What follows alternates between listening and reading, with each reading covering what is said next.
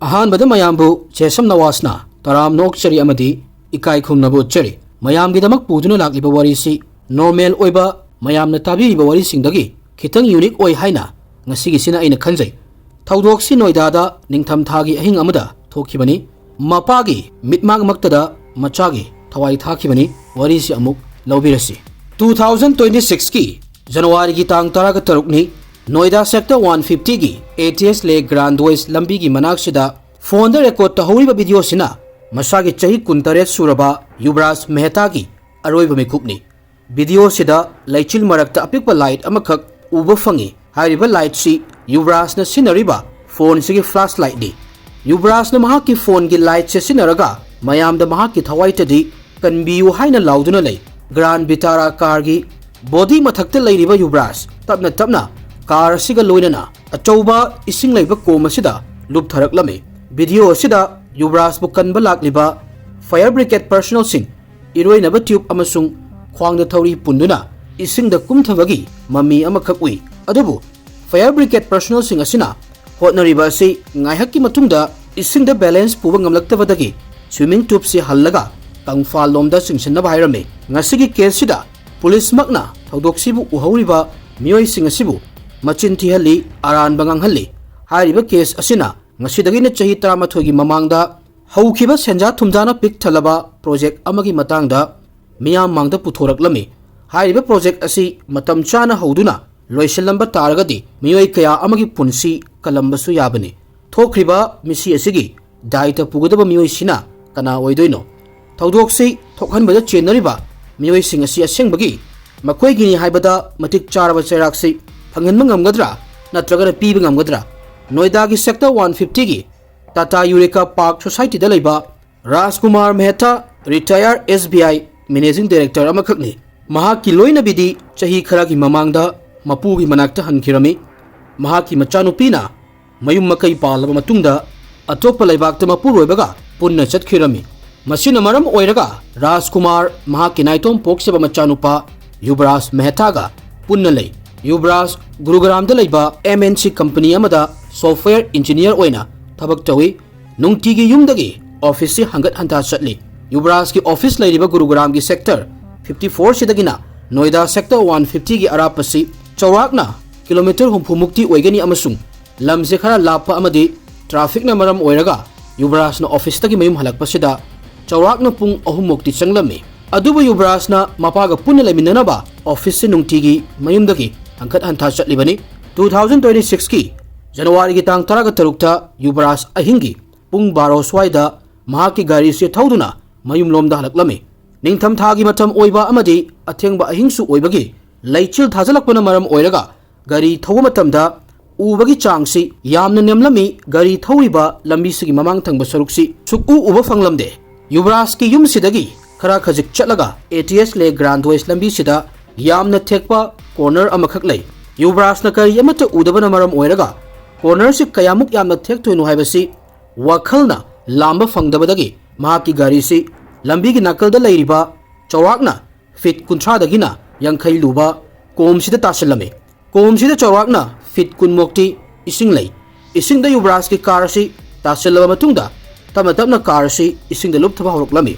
फिरम असि मियोय अमदा हेक्टा थोकलबसु अकीबा लोइना फावगनी अदुबु युवराज मेहताना वखल मांगदना अहानबदा seat belt थादोक्तुना car की sunroof की मतेंग लौदुना महाक्सी कार की बॉडी मथक्ता काखलक्तुना हिबलमी गाड़ी मथक्ता लैरिबा युवराजना माइकई मरीदु हाइफेटंग येंगबदा मसादु हुमांग अनप्पि कारमे कईगिनो हाइरगदि महाकना थौरखिबा कार की स्पीड सिना मरम ओइरगा कार सि कोमसिदा तासिंद मतमदा लंबी सिदगी खरा लापना तासिल्ले हाइबा खंगलमे मसिगी सु मथक्ता युवराज इरोइबसु हैते इरोइबा हैत्रगसु युवराजना इसिंग सि कयामुक लुगे हाइना ओन्नबा होटनरमी मरमदि मसा मतंता महाकी थवाइसि कंजनबगी दमक्तने अजबु महाकना होटनरिबसि अरेंबा तारमी मरम असिना युवराजना मतेंग लौनबगी दमक अहिंगी पुंग 12 मिनट कुंदा मपादा कॉल तौरकलमी अहिंगी मतमनी राजकुमार मेहता महाकी फमुंगदा हिप्तुना मचानुपा हलकपा ngaiduna lei मचाना तौरकलिबा कॉल से हेक पाइखटपगा पाबुंग पाबुंग आई नालादा तासिले आई सिबा पामदे आईबु अमुक्ता कनबियु हायकलमे मपा अमगी दमक्तदि हायकलिबा वही परेंगसी यामना थमोय काइनिंगाइनी Machana Hayakliba, Wafam Siras Kumarna, Gyan Taraduna, Machagi Tawai Kanabagidamak, Mahak Yamna Tuna, Laklami, Marakshida Magna, Society WhatsApp group Tasu, Mating Tobinaba Haizerami, Asomdana, Yubras Nachil Marakshida, Mahakna Lady Vasikang Naba, Mapa the Mahaki, location WhatsApp the Tharklami, Yubras Natasil Liva Mapamsi, Mahakna Lady Ba, Society Shidagi, Sumataki meter Chanikak Chalagani, Maramasina, Raskumar, Mahaki Yumno Nabami Sing, Amasum, Security Guard Kupuna, Machanupana Tharkiba, WhatsApp location Shida, Machabu, Haukiba Minat Tara Mukti, Kwaiti Tiduna Lerame, Adubu, Tivadi Fanglamde. A hingi pung baro Makai Muktarak Paswai Daraskumar, Amadi, Mahakalak Minariba Singsi, Lambigi corner se Orakpata, Laichin Namaram Oiraga, Kariyamatu Uba Fanglamde, Raskumar Mehetana, Machabu Kana Kaurami, Yubras Namapagi Manba, Konjelama, Tabasida, Pabung Ibukan Biuhaina Amuk, Laurak Lame, Raskumarna, Machanupagi Konjel di Tarami Adubu, Uba Fangbagi Changsi, Nembana,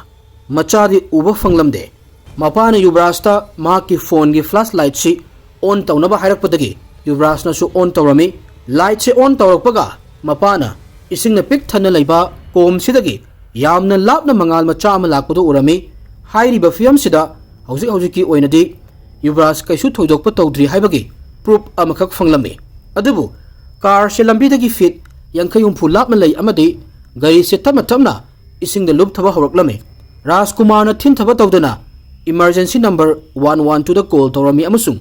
Police Tagi Sumateng Pangbinaba, Haizerami,Ikuidana, Todok Tok Liba from Sida, Migi Mingak Tangairami Adubu, Lak Libami Singsi, Mateng Togina Lakpudi Amatoiramde, Makoida Toba Haibabu, Masama Sada Yauriba, Fall Lautokuna, Video when a Namdunale, Raskumar Namiamda, Video Namibasi Tokiduna, Machabu Kanana Bohotnabada, Mateng Tobi Uhaina, Hanjan Haizerami. Chawak minute kun Layraga Haibadi, I hingi pung borog minute Yankaida, Police Amadi, Fire Brigade Kit Tim Yoroklami, I hingi sum Tangilak Pagimatung inna,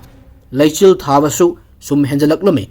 Hauzikti, Su Ubangambagi, Wang with the Lake Ahan by the police na, Tauri Langduna Yubraspu, Kanana Bohotnarami Adabu, Makoina Lang Libatorisi, Yubras Kimanak Yubangam Lamde, Police Amadi, Fire Brigade Tim Gimiwisi Punna, Mapani, Kara Amana, Ising Sayamna Ingi, Kamaina Kumdori Hirami, Kara Amana Amuk, Kom Makada, Yotsele Rambasuyai, Hirami, Makoi Mapansi, Maram Ama Natraga, Ama Piraduna, Kana Amata Ising the Kumnaba, Ready Oiramde, Masigi Matung Police na, Crane Amuk Kaurami Adabu, Crane Suyubras Kimanak Yobangam Lamde, Fit Kuntra the Gina, Nifu Muktan Crane na extend Tawangam Lami, Adubu Yubras Amadi, Car Dimafam Sidagisu, Yamna Lapmale, Marak Sida,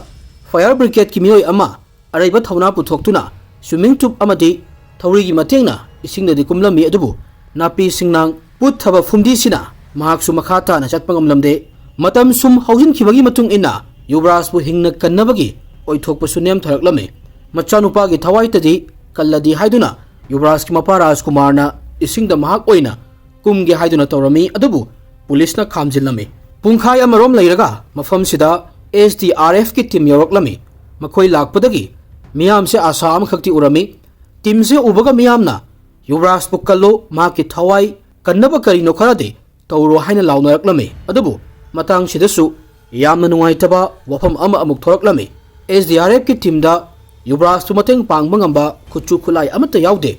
Makogi Mafamda, Yubras Yona Langnaba, Tauri Su Yaude, Live Jacket Yaude Amasum, Ising da, Nungsit Hanjalaga Tawayaba, Raf Supurakte,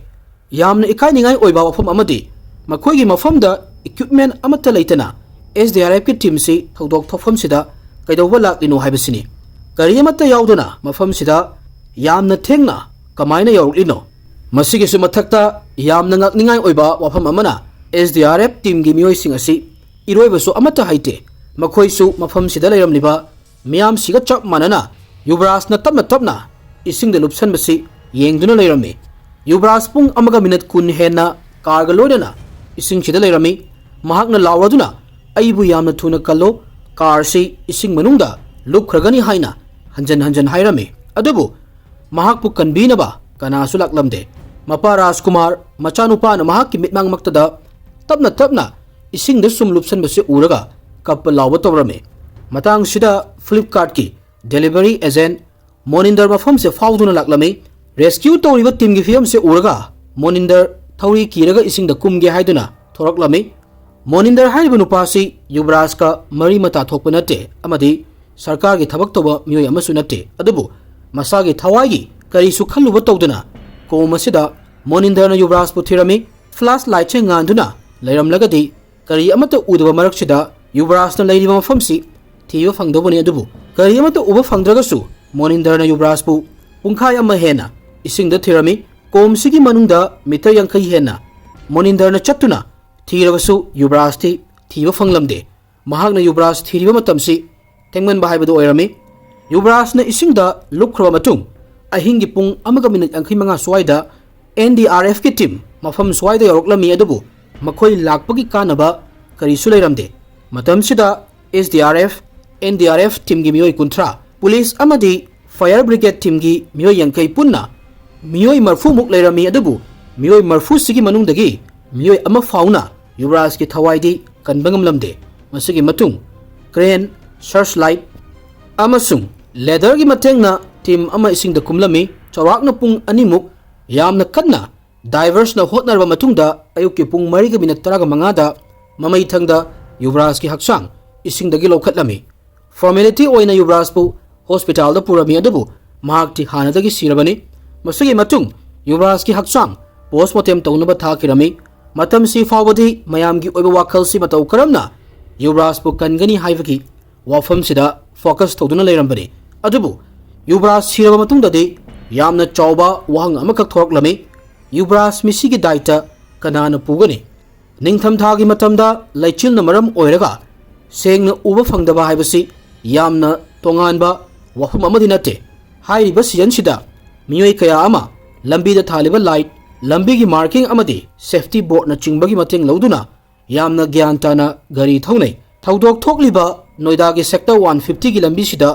maru oiba lambi da khudong thiba thokhandanabagi pambai amata laite khudam moina hairabada street light laite lambi gi mataida leiba reflective macha macha leibudu su laite signboard amata laite amasung barricade su laite maram asina ningtham thagi matamda lambi se kadai da loirino haiba kanana su guess toba ngamde adubu haiba Kom asida gari taba thingnabagi barricade su amata laite lambi amagi darkar leiba infrastructure yaudabana maram oiraga haiba accident asina miyoi amagi thawai manghan khibani aduga thaudok asi Noida city da rithoklibasi mafamsi Uttar Pradesh ki oinadi yamna chawkhatlaba sahar amani haina launaribani aduga wafam amana Yuvraj ki thawai mangkhriba mafam simaktada numit mangani gi mamangda thaudok amasu thokhirami 2025 ki December ki tang 38 da truck ama lambi uba fangdabadagi wall da thomjelami wall macha si lehobagi truck si panduna leirami amadi mafam sida leiramba miyoi singna driver gi thawai kalhorami hairiba truck ki accident se thokhraba matung wall si semchin sajin basu tawde barricade thamduna accident thokhanba jaga ni haina thaba su tawde Noida Development Authority na karisu thawa sadabana maram oiraga hairiba mafam simaktada atopa accident ama thoktuna Yuvraj ki thawai manglame tha taragi mamangda haijakriba accident asiga chap manaba ama Noida da amuk thoklame Delhi da laiba Bharat Bhati hairiba nupasi Indian Railway da station master oina thabak tawi 2024 gi March ki tang amagi nungding ni pung ahum tawa swaida Bharat Bhati Haryana gi Faruknagar dagi Greater Noida da luhongba yauna balaklami mahakna sector P4 yorokpa matamsida U-turn amalai makhata ba lambi si thinglami lambi sigi mamangda nala achauba amalai matamsida barricade su amata laite nala lai haibagi indicator su amata laite maramasina Bharat Bhati ki car si nala sida tasilami amasung mahak sirami Bharat ki misi sigi matangda investigate tawbada Noida Development Authority gi yamna chawba aswaibani haiba khanglami investigation tawraba matungda fawba ngaihakki oiba barricade khara thamami tung koina chatnaba yaba khongthang amata lokhatlamde masidagi aikoina khangma ngami madudi thaudok thokhraba matungda authorities ki maikaidagi reaction ama ulakani permanent oiba solution ama purakpagi wafam dilaite Noida sector 150 gi lambi gi nakalda leiriba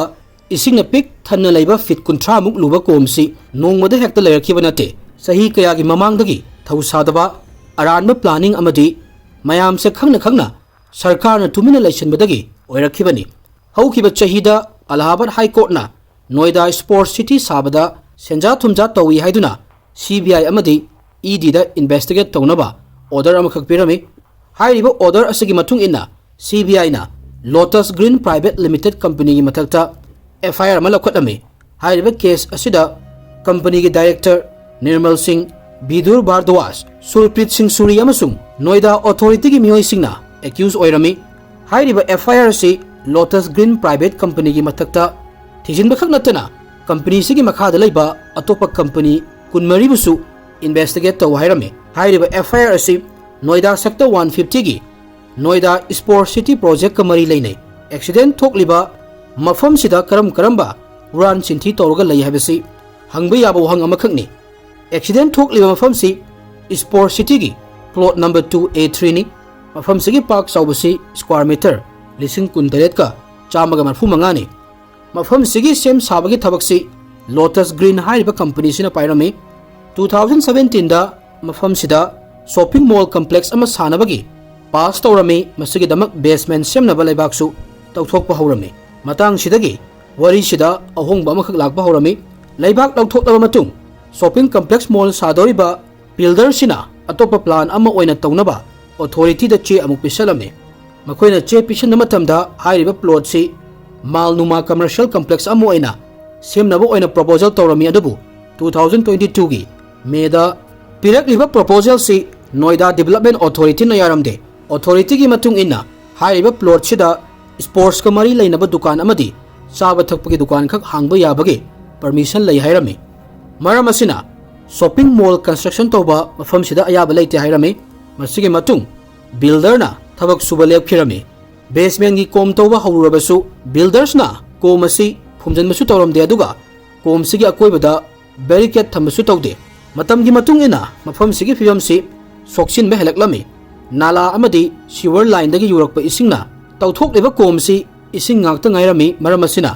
tikadarna Noida Development Authority da sewer pipeline yadabana maram oiraga basement gi damak tawthokhiba kom si ising ngakta ngaire haina che irami chahi ahum kom si sumaina leirami nala gi ising laibak amadi nong gi isingna mafam si mi gi thawai launaba put thaba kom amakhak oiraklami 2022 da lawkhiba satellite image ta ising si mayak sengna adum uba fanglami adubu atiyadagi uriba kudong thiningai oiraba phibam si laimai da leiriba sarkar gi authorities singna uba fanglamde mamang da truck na thongai khiba wall machasi lambi amadi hairiba kom asigi boundary amakhakni truck na thongai ramlaba wall si authorities na semdin gani haibagi wakhal su tawde adubu laichil maraktadi street light yaudana lambi gi matai gi reflector light yaudana wall si lambi gi saruk amu oina adum oi mafam sidani Yuvraj ki thawai lawkhibasi thodok asi chumnagi accident amakhak natte Sport City model gi failure amakhakni che da planning asi mai papka project amani aduga aseng badana khudong thiningai oiba mafam amakhakni thodok asi thokadaba thamari makhai gi mamang haibadi 2025 ki August ki tang kuntareta Samridi Luxuria Avenue da leba miyoi singna complain amakhak pirami society ki boundary ga hairiba komasigi boundary ga amato oi complaint si mafam sigi local MP da pikhibani complaint si da mayak sengna irami madudi komasida ising tungduna leire lambi gi fiam su phatte lambi da street light chu laite yamna thuna lambi si semdin ma thau tare natrabadi khudong thiningai oiba mafam ama oire hairame local MP na su hairiba chi asi lumna lawraduna 2025 ki September ki tang anida Noida Development Authority ki CEO Mr. Lokesh M da forward tawrami MP masana hairabasu Noida Development Authority amadi Engineering Department na karigumba action amata lawkhatamde MP na fawa haiba tabidraga aikhoi prajana haibadi kari tabigani 2022 gi March ki tang taraga marida mafam sigi plot AC023 gi sewer pipe amadi drainage system si collapse tawkhre maram asina basement si ising na thumjala e hairami chithi asida mafam sida khanghaudana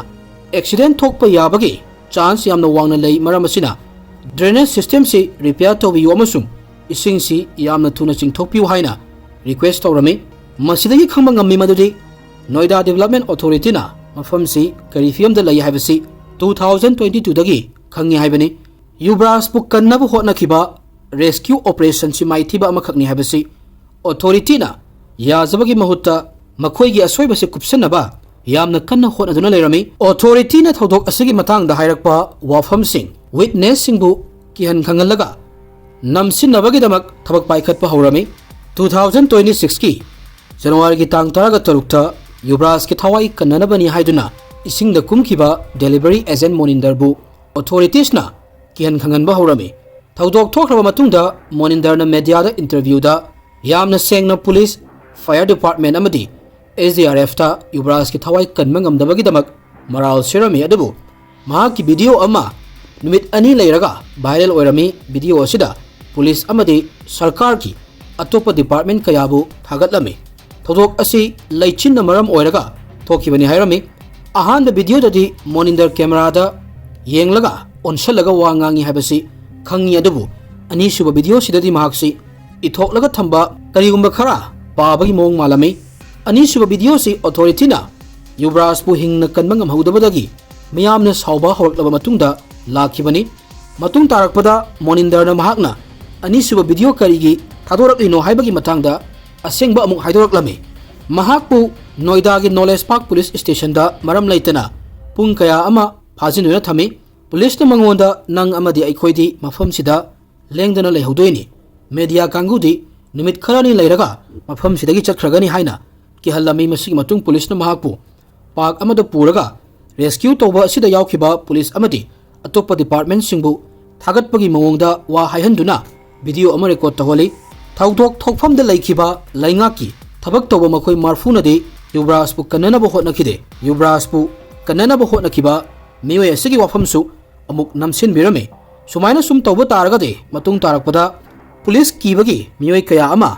kanagumba ama awaba tawa matamda mateng pangning laroi police na somda makhoigi asoibadu kupsana bo hotnari nakalamromdana Noida Development Authority na ko masida laibak checktek amadi atopa pot chaising haithaba horami investigation tauba hodringai thodok thokliba mafam sigi mawongsi hongdoknabani hotnaribasi makhoi mayamgi asoibasi lotchinaba hotnabasi mai palaktraba matamsida sigraba Yuvraj ta maral siba mu haroklame 2026 ki January ki tang taraga tarukki numidangi video amakhak social media da viral oirami video asida Yuvraj pub amada famaga leiba ui mafam sida pung ahum lom yugi party tawduna leiba utlame video asi authority na puthorokpagi maramdi miyamgi wakalda Yuvraj na accident thoklibasi yu ngawbana maram oiraga thokpani khannabani miyamna su afamsi khara khara asengbo oiraba khanba horami 2026 ki January ki tang tara tarukki numidang wairamgi pung taruk kamina taraga tareta Yuvraj mahakki office tagi thoroklame masigi matung Gurugram gi sector 48 laiba Manhattan bar da Yuvraj pung taruk kamina yangkhaini panda yoroklame party si mahakki office na sinbani amadi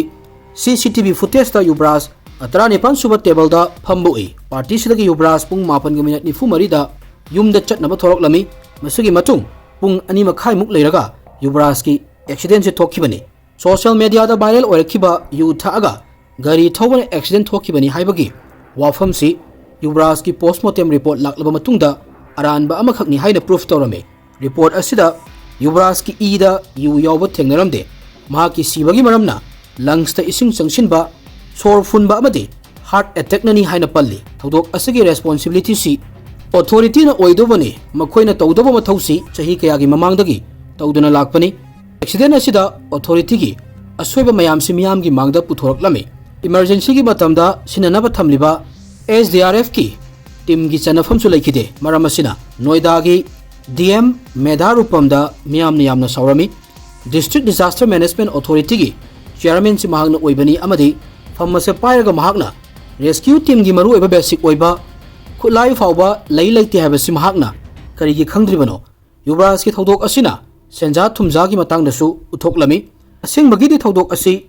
haukhiba chahi tamathoi mamangi failure amakhak suni 2015 da Noida gi damak storm water management plan amakhak semlame plan sigi thabakti Noida sector 150 da tungsal laga laiba nongi ising mayamsi